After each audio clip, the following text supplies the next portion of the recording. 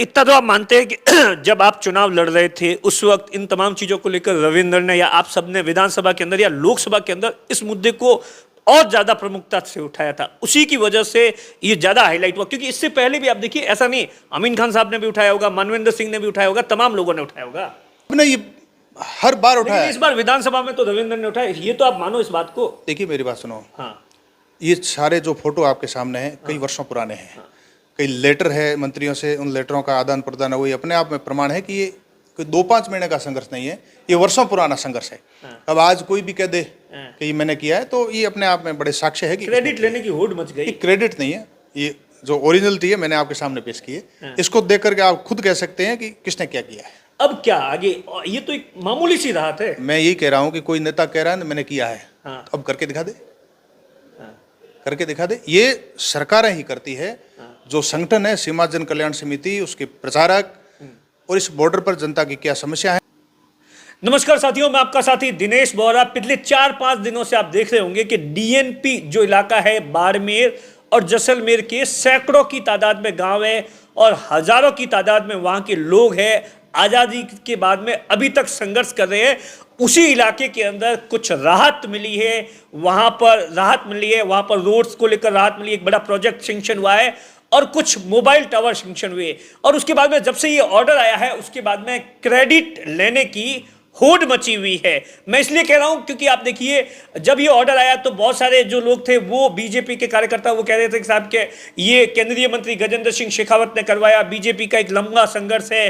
रविंद्र सिंह भाटी के समर्थक कह रहे थे नहीं नहीं साहब, होता तो इतने पहले हो जाता, 10 महीनों में इसकी बहुत अच्छी तरीके से पैरवी की है। लेकिन एक बात साफ है कि ये जो संघर्ष है ये कोई 2, 4, 5, 6 महीनों का नहीं है, लंबा संघर्ष है, कई सालों का संघर्ष है और उसी का परिणाम है कि अब जाकर कुछ रियायत मिली है। आज बीजेपी के नेता स्वरूप सिंह राठौर प्रेस कॉन्फ्रेंस कर रहे हैं इस मुद्दे पर तमाम तरीके से कि कैसे सीमा जन कल्याण समिति ने, बीजेपी के नेताओं ने इस मामले के अंदर अपनी पैरवी की और उसी का परिणाम है ये सब कुछ है। हम उनसे जानेंगे क्या कुछ है और क्यों प्रेस कॉन्फ्रेंस करनी पड़ी। स्वरूप जी, प्रेस कॉन्फ्रेंस करनी पड़ गई?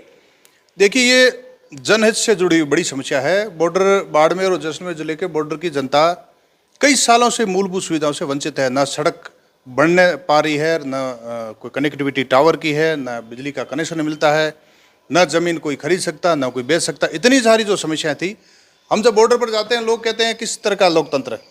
जब हमारी खुद की जमीन न बेच सकते, न खरीद सकते, कनेक्टिविटी नहीं होने के कारण, टावर नहीं होने के कारण हमारे लड़के जहाँ बाहर पढ़ रहे हैं उनसे बात नहीं हो पाती, बाहर रिश्तेदारी है तो उनसे बात नहीं हो पाती, कोई स्वास्थ्य का कोई विषय हो जाता तो बात नहीं हो पाती। इतना इस प्रकार का एक जीवन जीना, उन्होंने कहा इतने वर्षों का जो अभिशाप था उसका एनओसी मिलकर के निदान होना हमारे लिए एक बहुत बड़ा एक जीवन का सपना जो है साकार हो गया।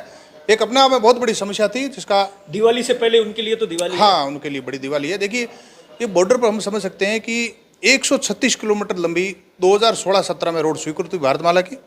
डीएनपी के कारण वो रोड बंद हो गई। इतने सालों से प्रयास करने के बाद में ही ये सफलता हमारे को मिली है, तो हमारे लिए बहुत बड़े खुशी का विषय है। आप जब जाते थे, आप 10-15 सालों से उस इलाके के अंदर लगातार जा रहे हैं, वहां आपने क्या देखा? वहां के लोगों के, उन गांवों के हालातों में और बाकी जो गांव है जहां पर आप बाड़मेर वगैरह यहाँ पर हो, वहां के गाँव के हालात में डेवलपमेंट को लेकर क्या, और वहां के लोग किस दौर से गुजरते थे? देखिए, हम जब सोंदरा जाते हैं तो 170 किलोमीटर यहाँ से दूर है। सोंदरा में जब कनेक्टिविटी नहीं है, अगर चाहे सड़क की हो चाहे मोबाइल की, अब तो हो गई, परंतु जब नहीं थी तो वहाँ हमारे को लगता था हम कहाँ आ गए, कौन से देश में आ गए, कौन से ग्रह में आ गए, ऐसा लगता है। कोई यहाँ शहर का आदमी कभी हमारे साथ चल भी लेता था तो वो वहाँ रुकता नहीं था 2 घंटे से ज़्यादा कि नहीं वापस जल्दी चलो।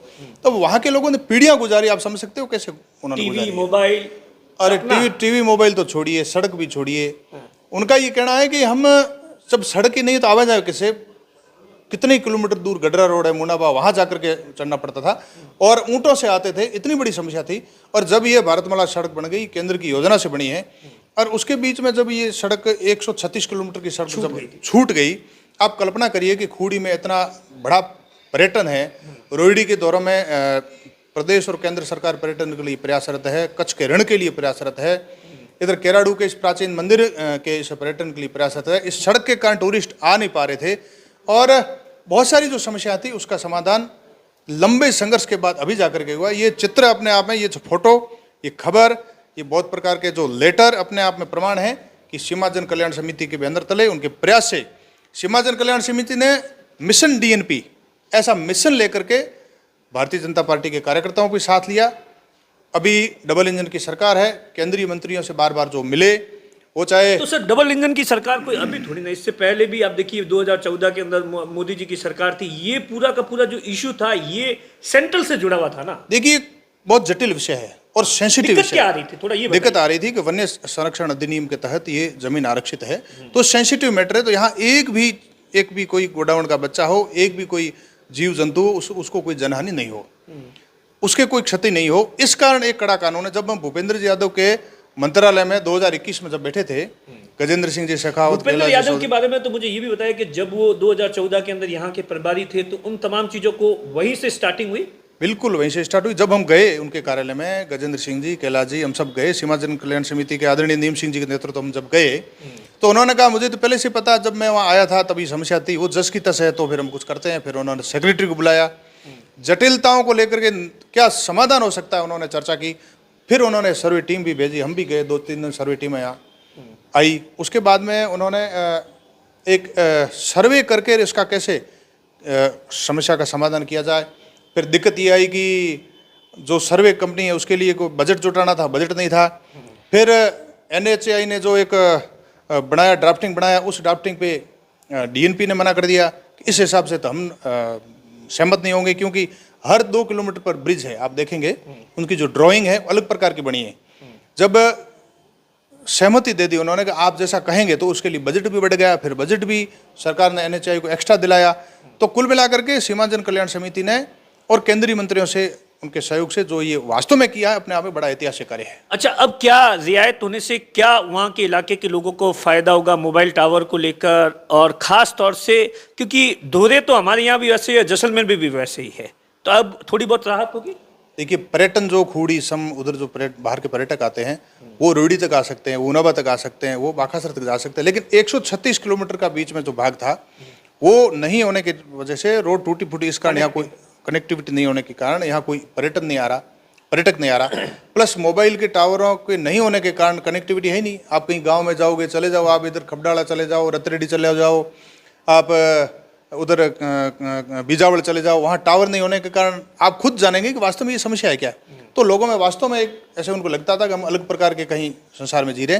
तो वहाँ इस सारे NOC आने से वहाँ टावर लगेंगे, लोगों के मोबाइल की घंटियाँ बजेगी, लोगों के लिए एक नया सवेरा और नई दिवाली की उनको अनुभूति होगी। तो सर इतना तो आप मानते हैं कि जब आप चुनाव लड़ रहे थे उस वक्त इन तमाम चीजों को लेकर रविंद्र ने या आप सबने विधानसभा के अंदर या लोकसभा के अंदर इस मुद्दे को और ज्यादा प्रमुखता से उठाया था, उसी की वजह से ये ज्यादा हाईलाइट हुआ। क्योंकि इससे पहले भी आप देखिए, ऐसा नहीं, अमीन खान साहब ने भी उठाया होगा, मनविंदर सिंह ने भी उठाया होगा, तमाम लोगों ने उठाया होगा। देखिए ज्यादा जो मुद्दा उठाया वो बीजेपी ने उठाया है। वो बीजेपी के जितने भी MLA, चाहे मानवेंद्र सिंह जी भी रहे हैं, चाहे कैलाश जी भी MLA भले बाइतू के रहे, लेकिन उन्होंने यहाँ सीमा जन कल्याण समिति के कहने पर उन्हें उठाया है। कैलाश जी केंद्रीय राज्य मंत्री थे, तब भी हमारे साथ बार बार चले हैं और भूपेंद्र जी यादव के पास चले और उन्होंने प्रयास किया है। उसके अलावा बीजेपी के जितने भी कार्यकर्ता, चाहे वो छोटू सिंह जी हो, चाहे सांग सिंह जी हो, चाहे हमारे बाड़मेर के कार्यकर्ता हो, तो सबने ये हर बार उठाया। इस बार विधानसभा में तो रविंद्र ने उठाया, ये तो आप मानो इस बात को। देखिए मेरी बात सुनो, हाँ, ये सारे जो फोटो आपके सामने हैं कई वर्षों पुराने हैं, कई लेटर है मंत्रियों से, उन लेटरों का आदान प्रदान है, वही अपने आप में प्रमाण है कि ये कोई 2-5 महीने का संघर्ष नहीं है, ये वर्षों पुराना संघर्ष है। अब आज कोई भी कह दे कि ये मैंने किया है, तो ये अपने आप में बड़े साक्ष्य है कि क्रेडिट लेने की होड़ मच गई। क्रेडिट नहीं है, ये जो ओरिजिनलिटी है मैंने आपके सामने पेश की है, इसको देख करके आप खुद कह सकते हैं कि किसने क्या किया है। अब क्या आगे, ये तो एक मामूली सी राहत है। मैं यही कह रहा हूँ कि कोई नेता कह रहा है मैंने किया है, हाँ। तो अब करके दिखा दे, करके दिखा दे। ये सरकारें ही करती है। जो संगठन है सीमा जन कल्याण समिति, उसके प्रचारक और इस बॉर्डर पर जनता की क्या समस्या है, चाहे सुरक्षा से जुड़ी हुई हो, चाहे राष्ट्रवाद से जुड़ी हुई हो, वो अपना जीवन दे रहे हैं। तब उन्होंने ये समस्या का पीछे पड़ करके मिशन DNP बना करके ऐसा उन्होंने एक मिशन बनाया, तब जाकर के समस्या का समाधान हो। बाकी तो नेता सब बोलते हैं, बोलने वाले बोले, लेकिन ऐसे काम होता नहीं। जिसके मन में वेदना हो, पीड़ा हो जनता के प्रति, वही कर सकता है। वो सीमा जन कल्याण समिति ने करके दिखाया और भारतीय जनता पार्टी की केंद्र की सरकार ने और केंद्रीय मंत्रियों ने ये करके दिखाया, जो परिणाम हमारे सामने है। वो कोई पोस्ट देख रहा था आपके बीजेपी के कार्यकर्ता राजेंद्र सिंह भियाड़ो के साहब, हेमाराम जब मंत्री थे उन्होंने भी इसमें सहयोग किया है। देखो ये हेमाराम जी को कैलाश जी ने फोन किया था, हाँ। लेकिन उनके सेक्रेटरियों ने वो मना कर दिया कि ये हो नहीं पाएगा, टेक्निकल इश्यू है, इसलिए हम कर नहीं पाएंगे। तो उन्होंने वो सहयोग कुछ कर नहीं पाए, बात जरूर की थी लेकिन सहयोग कर नहीं पाए थे। अब अगला टारगेट क्या है इस इलाके के लोगों के लिए राहत देना? ऐसा तो नहीं कि क्रेडिट के चक्कर में हाँ साहब तू भी कर बता दे। देखिए, ये सारा जो हुआ क्रेडिट के चक्कर में नहीं हुआ है। अच्छा, ये जनता की वेदना और पीड़ा समझने वाले जो लोग हैं, जो निरंतर काम कर रहे हैं, उनके लिए केवल ये डीएमपी की समस्या हटाना और 136 किलोमीटर सड़क बनाना और कोई 15-20 टावर बनाना नहीं है, बल्कि राष्ट्रीय सुरक्षा के अंतर्गत बॉर्डर की क्या समस्या है, समाज में क्या समस्या है, एक बड़ा सेंसिटिव मैटर है। इसलिए जो काम करते हैं लोग केवल इस सड़क के लिए काम नहीं कर रहे, अनेक प्रकार से उनके पास काम है, वो केवल राष्ट्रवाद के लिए जीते हैं, इसलिए उनके लिए मिशन बड़ा है। ये एक छोटा सा काम है, लेकिन और कोई अगर कहे कि ये मैंने किया है तो अभी तक तो 1% भी काम नहीं हुआ है, बहुत सारा अधूरा पड़ा, वो काम करके दिखाए कोई नेता हो बोले। आप देखिए स्वरूप सिंह राठौड़ है जिनका सीधे तौर पर कहना है कि जो डीएनपी का मसला है ये लंबे सालों का संघर्ष है, उसी का नतीजा है। दिनेश बोहरा, बाड़मेर।